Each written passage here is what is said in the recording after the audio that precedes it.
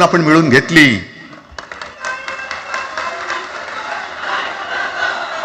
कशासाठी हा सगळा तुम्ही घोळ घालतात? पण याच्या मागे मी जे माझ्या डोक्यात जो एक विचार आहे पटतं की नाही बघा. हे यांचं सध्या जे काय चालू आहे म्हणजे आधी आपल्याला सुद्धा वाटलं होतं, कारण तेव्हा काश्मीरमध्ये 370 कलम होतं, ते हटवण्यासाठी शिवसेनेने पाठिंबा दिला आणि तेव्हा यांनी घोषणा दिली होती, एक निशाण, एक प्रधान, एक विधान. बरोबर आहे, देश एक असला पाहिजे, संविधान एक असलं पाहिजे, निशाण सुद्धा एकच, तो आपला तिरंगा असला पाहिजे. भाजपचं भांडी पुसायचं फडकं असतं कामा नये. ते फडकं म्हणजे आमचा राष्ट्रध्वज नाहीये, पण ते सगळं चाललंय एक एक एक एक.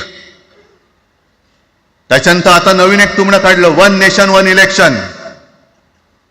म्हणजे हळुवारपणाने हे सगळं काही एक एक एक करत, हिंदी हिंदू हिंदुस्तान, हिंदू आणि हिंदुस्तान मान्य आहे, पण हिंदीची सक्ती आम्हाला मान्य नाही. तुम्ही किती कमिट्या करा, हिंदीची सक्ती तुमचे 7 पिढ्या उतरल्या तरी आम्ही लावू देत नाही.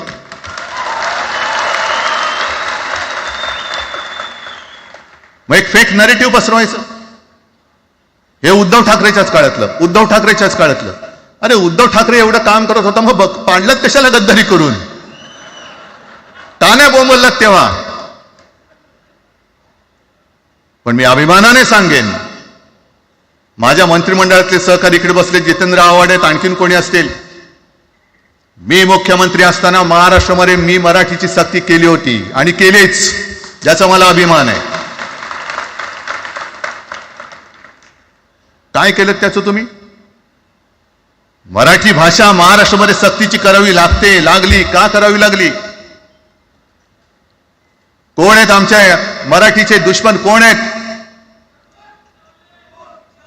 पण महाराष्ट्रामध्ये मराठीची सक्ती केल्यानंतर सुद्धा काही लोक कोर्टामध्ये गेले. ती गुंडगिरी नाही होत. पण आता कोणतरी एक तो भेडी असतं त्याचं नाव,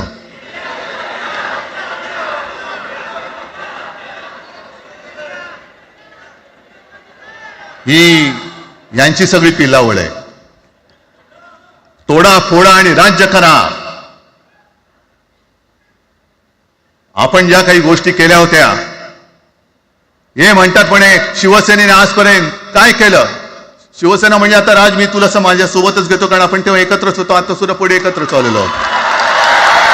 त्याच्यामुळे आपलं सगळं तेव्हाच म्हणतोय, आपला एवढ्या वर्षाचा कालखंड. मराठी माणूस म्हणे मुंबई बाहेर नेला.